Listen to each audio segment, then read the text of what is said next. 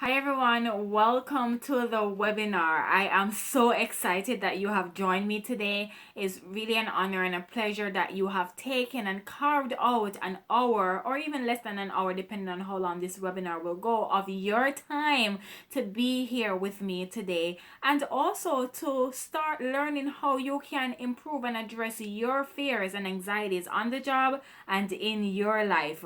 What to do and how to rise above it. I am so thrilled you're here, and definitely you want to grab your pen, you want to grab your notebook because you're sure to be taking notes on some tips and strategies and tools that I myself have used and my clients have used to rise above our fears and anxieties, whether it is in our job, whether it's in a business, or in our life in general. I'm so thrilled and excited. So let's begin.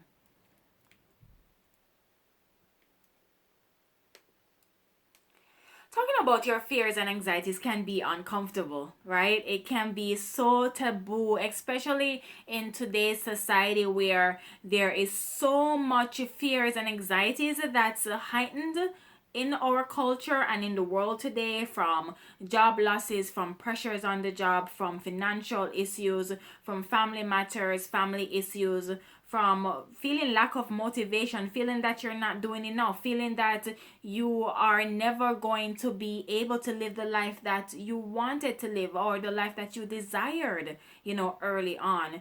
The way your life is right now is probably an indication to you that things are not just not going to get better for you.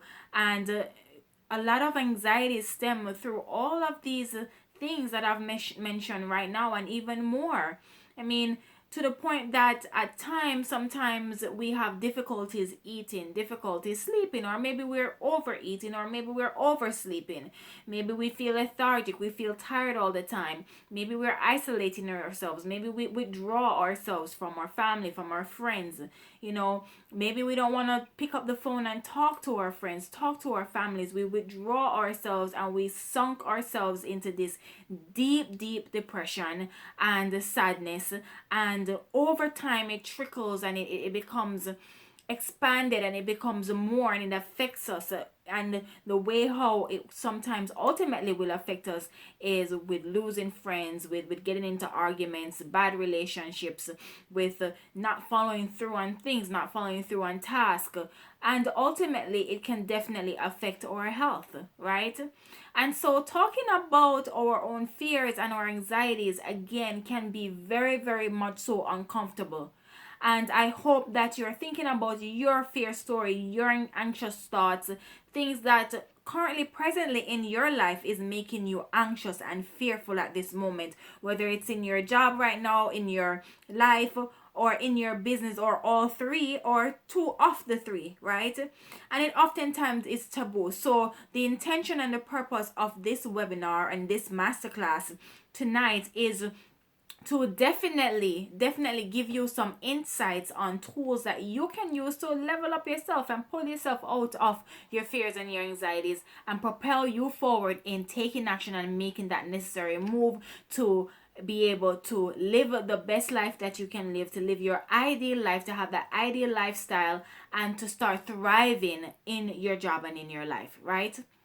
So in order for me to do so, let me tell you a little bit about my story, because I feel that vulnerability is power, and once I'm able to share my story, then I hope that you can relate. So it also opens up the can of tomato, so to speak, about why am I qualified to be teaching you about this. So before I go, I know you're looking at my slides. Before I go into my credentials and all of those things, I want you to know that I had low self-esteem and low self-confidence. And this has trickled from childhood into early adulthood years. I was that shy person. I was nice. Everybody knew me as Raquel, but I was so sort of naive and shy, and didn't want to really speak up, didn't want to use my voice. I had good friends, I knew how to make friends, but I was not very so much trusting of people around me, my environment. I wasn't so confident in my voice, in my opinion, in my knowledge, and my abilities to do things, right? To go after my goals. And so this stemmed early in college, where I was most mature, I would say, because I had to come out of that box where I had to get a job, I had to go to school, I had to make sure that my social life was also, flourishing, as well as a college, person going to college and doing all these things. And it also helped me to get out of my shell. And the biggest self confidence, self esteem issue arise, however, when I started to enter the workplace. So, over 10 years ago, I landed a job in a hospital, and I quickly got promoted to work alongside this director after a few months working in the job, and didn't have much self confidence, didn't have much self esteem, was really shy, was quiet, right? How many of you have probably been like that quiet type, or maybe shy, or didn't have self confidence, or has low self esteem in yourself, and you're put in a position where you have to overcome these things, and you kind of have to blossom really quickly and grow really quickly and start being outgoing, right? Naturally, I'm an introvert, and I was really hard on myself, my capabilities to do this job after the promotion. In addition to this, can you imagine that I had coworkers and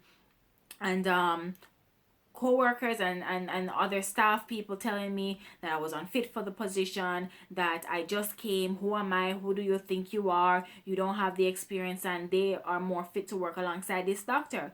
And so it definitely crushed me, and it added another layer, like it sunk me deeper, I should say, into the ground on how it is that I felt about myself, in addition to my feelings about my ability to do this high level and high stressful position, to work alongside this doctor in this huge specialty department.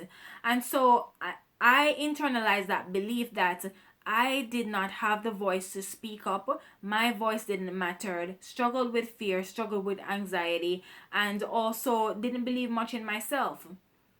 I realized though that over time, me being not outgoing, me not speaking up, me not speaking my truth, really, me not facing my fears, was holding me back from thriving in the position. And eventually, I realized that in order to thrive, I had to speak up. My mother used to say this popular saying, and it is a Jamaican saying that goes, "A closed mouth will never get fed." And it was so true for me, that I recognized that in order for me to thrive in the position that I was, and to quiet the naysayers, and to also prove to myself that I was worthy enough for the experience, and for the job opportunity, the promotion, that I had to use my voice. So what did I do? I used my voice. I started to ask for help in the department, and I started to write everything down to get the job done right. And I don't know about you in your career right now, what are the fears or the anxieties that you may have? Maybe you don't feel like you can speak up in meetings. Maybe you don't feel like you're knowledgeable enough. Maybe you don't think that what it is that you have to say is of worth, and you have value to offer on the job. Maybe you have issues or problems, navigating the workplace, positioning yourself, because you know that where you are right now, the current position you are in right now, is not where you want to be long term, right? You want to elevate, you want to up level, you want a promotion, you want to go up, climb the corporate ladder, you want to become a supervisor or manager, right? Maybe even run the department one day. So for me, I had to learn to do that. And so in doing that, I decided that I needed to go back to graduate school to up level myself some more. So I did get a master's degree in social work. I am licensed social worker, working in a hospital here in New York City. And over time, working as a social worker, I realized that I wanted more from my job and in life, right? Because I felt at that time that even though I was impacting lives, even though I was providing good services, I was getting great feedback from my patients and also from my superiors, I knew in my gut that I wanted to do more. How many of you know that you want to do more for something with regards to up living in your job, maybe taking on a new role, maybe going back to school, maybe starting a business, maybe want to start a non-profit, maybe want to help more, maybe want to volunteer. How many of you know that you want to do more in your life? You want to live an enriched and fulfilling life, and you just know that there's something that's missing, and you're not too sure of how to go about doing it. So that happened to me after some time working in the area of social work, where I knew that I wanted more. I knew that I wanted to impact lives on a larger level, on a larger scale. And the best way for me to do so was to definitely get more involved with my community, with people around me. But also for me, I thought that starting a business was the ideal thing for me to do in order to share my message, to share my mission, and to impact more lives. And so that's what I did. And so this led me to today becoming a two-time best-selling author, a professional speaker, corporate trainer, career and relationship consultant, and of course I am still a social worker because I'm a social worker at heart. That is the foundation, the core of who I am. And all of this obviously did not happen overnight. There were many defining moments where I have faced with fears and obstacles and challenges. And you know, one thing I've learned over the years is that failure will come, so expect failure. So that's something that you can write down right now. Expect failure. Manage your fears, manage your anxieties, manage your doubts about your future, and know that even in times when those fears arises, those doubts, those limiting beliefs, those thoughts come up that are negative, that they're only thoughts. It does not validate it to be true. Those thoughts don't have to be true unless you're placing a truth story on them. So I'm going to repeat. Even though fear is going to come up, negative thoughts going to come up, right? Even though you may have self-doubt, you don't have that confidence in yourself, you don't believe that you're worthy, or you don't believe that you can make an impact, you can change your life, your circumstances. Those thoughts that are negative does not mean that it is true. It is only true if you validate the truth in it. Make sense?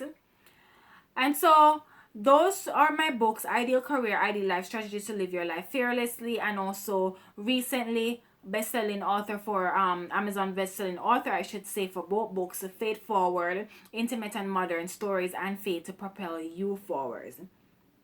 Also, speaking career has been thriving over the past year, where I have spoken to audiences, intimate audiences, talking about relationship goals, ideal career, living their ideal life, and building an ideal relationship, making impacting life and loving your life. And so, addressing your fears and anxieties, the first thing that I want you to write down is to take a deep breath. So do this now with me while we're on here. Take a deep breath. Breathe in. Breathe out. Once more. Breathe in. Breathe out. One more time. Breathe in. Breathe out. With a noise. Addressing your fears and anxiety in any given moment when you are aware of your fears and anxieties. Do this. Take a deep breath. By taking a deep breath and releasing that breath, guess what it means? It means that you are alive. It means that you're alive. As simple as that. It means you're alive. When you're in meetings with your manager and you get that fear coming up, those thoughts coming up. Oh my gosh, I don't know what to say. Will she like my proposal? Would she say that I do a good job? Will he or she say that, this is ridiculous what you're presenting to me? You're not doing your job the way you're supposed to be doing. Or, this is unacceptable. Your work is unacceptable. When those thoughts come into your mind, it doesn't mean that it's validated. Or maybe it is validated. Definitely take some deep breaths.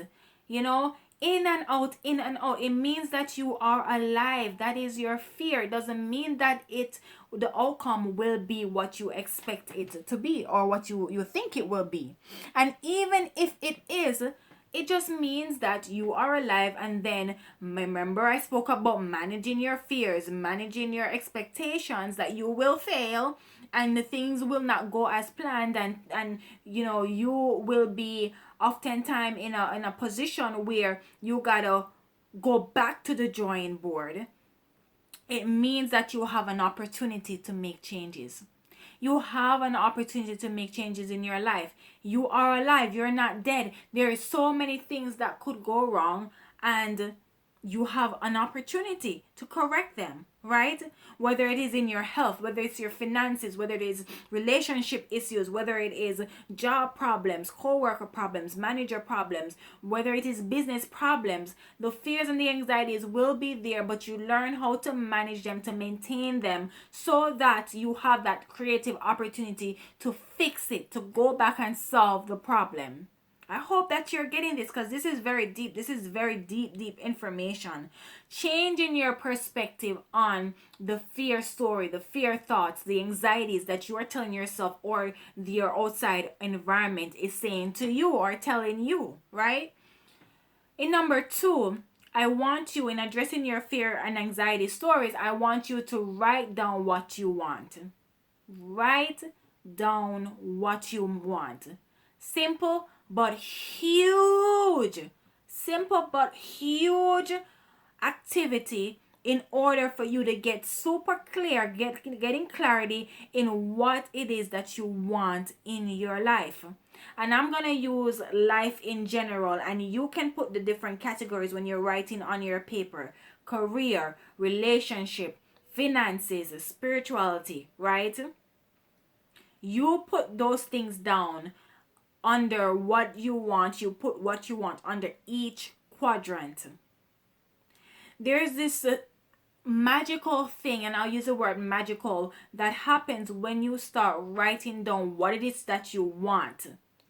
And in addition to that, I will say, also write down what you don't want, because when you know what you don't want, it often is a trigger or an identifier to help you to know what it is that you want. It's often a trigger or an identifier to help you to know what it is that you want. So you want to write down what it is that you want out of life. In the next year, in the next 3 years, where do you see your life? In the next 5 years, where do you see your life? In the area of your job and a career, and I use job and career interchangeably, but it ultimately means the same thing, because ultimately I'm talking about that ideal job, that ideal career that you want, your purpose-driven job, the purposeful job that you believe that you are placed on earth to do and get compensated to carry out, to impact lives, to help others ultimately, whether you're providing a product or a service, right? So write down, what does that look like for you in the next year to 3 years to 5 years? What does that look like? Does it mean that you see yourself staying at the company in the position that you are? If so, that is fine. And if you want to stay, then how it is that you are going to help to improve that position and improve that department and improve that company through the jobs and the duties that you are doing now. How it is that you are going to ensure that you're growing. How it is that you're going to ensure that you're up leveling, that you're continuously adding value, right? Do the same thing for your relationship as well. Do you see yourself having children? Do you see yourself getting married? Do you see yourself moving across country? Do you see yourself owning a house? Do you see yourself moving out of your parents' house? You know what it is that you want, and put a timeline on it, and dare to dream here, right? Do the others too, for your finances and also for your spirituality as well, and your relationships. The third thing I would say in addressing your fears and anxieties is write down why you want it. If you do not know why you want the things that you want, it does not make sense, because guess what? Writing down what it is that you want and writing down what it is that you don't want, it gives you some insight, it gives you perspective, it gives you an outlook, but it doesn't really trigger you into action unless you write down why you want it. You have to get deep in thought now, right? About why is it that you want the things that you want. You have to get deep in thought about why it is that you want the things that you want. Because ultimately, there has to be something that is pushing you towards getting and achieving what it is that you say you want in the first place. And I hope that this makes sense, guys. You have to have something, a reason, that why, WHY, that why factor. Why is it that I'm doing this? Why is it that I want to lose weight? Why is it that I want to get this job? Why is it that I want to make more money? Why is it that I want to become more spiritual? Why is it that I want to help more people? Why is it that I want to love this person? Why is it that I want to love all these people? Why is it that I need to love myself more? Why it is that I need to make an impact? Why? I'm just gonna sing that for you. Why? Very important and key, because this is what's going to drive you into motivating you. Not only that motivation, that inspiration, but that nitty gritty, that grit that you need, that's going to continuously, I should say, remind yourself of the reasons why you want what you want, which is going to enable you, to fuel you to keep going after your goals, right? So that was just a gospel and a ministry, just right there, just telling you all those three things. Addressing your fears and anxiety. Take a deep breath in and out. It means you're alive. Number 2, write down what you want. Number 3, write down why you want it. All right, moving on. So in knowing what we want and why we want it, you want to make a commitment now to change. You have to make a commitment to change. It doesn't make sense you do this exercise and don't commit. You know why you want certain things and you know what you want, but what about the commitment? Because in the commitment, that is the decision making that you're going to make for yourself, to yourself, and to others, declaring it to the world that it's time to make a change. But guess what? Change doesn't happen overnight. Change is something that is constant, right? Change is sometimes frustrating. Change is sometimes challenging. Change can be boring. Change can be stretching into the unknown. Change can be uncertainty, right? Change can be fears. Change can be anxiety. Change can be like super confusing, right? And so you want to start with your belief system when you're making a change. When you're making a commitment to change, you want to start to your belief system. And why do I say so? Your belief dictates everything that you do in your life. And regardless if you realize this or not, it is the truth. Your belief dictates what you do in this life or not. If you want to say that the grass is green and you have proof that the grass is green, then you're going to believe that the grass is green. If somebody is telling you that the grass is yellow and you do not see that the grass is yellow, then you won't believe that the grass is yellow. However, if somebody is saying that, guess what, the grass is green now, but it will become yellow in 2 days, even if you don't see it, you have to have a belief that, oh my gosh, yes, I can see how the grass can become yellow in 2 days. It's a matter of whether I accept that belief or not. And if I want to reject it, I reject it. If I want to believe it, I believe it. And here lies the secret in your belief system. Your belief system, all it is you deciphering, making that decision whether you want to believe something or not. Point blank and the period. And so examples of this is speaking up in meetings, making friends, positioning yourself for a promotion, earning more money, starting a side hustle like starting a business. If you don't believe that you can speak up in meetings, if you don't believe that you can make meaningful friendships, if you don't believe that you can position yourself for a promotion, if you don't believe that you can earn more money, if you don't believe that you can start a business, then guess what? You are not going to do none of these things. Applicable to you, of course. Then you're not going to do none of these things. And so it is important, super important, that you start working on your belief system. Working on your belief system. It is crucial in determining what's going to drive you along with your why in terms of what it is that you want to do in your life. And I hope that this makes sense. The second thing that I want to talk to in making a commitment to change is your focus. The reticular activating system is a system that it's a terminology really that was found that your belief system about yourself and your self-worth is that studies have shown that there's a part of your brain known as the reticular activated system, and the reticular activated system, its function is to filter out the many information that we are constantly bombarded with in the world, and it focuses on the things that you give attention to. So this is why you should be mindful of what you focus on. So knowing the power of the reticular activating system, if you continuously do positive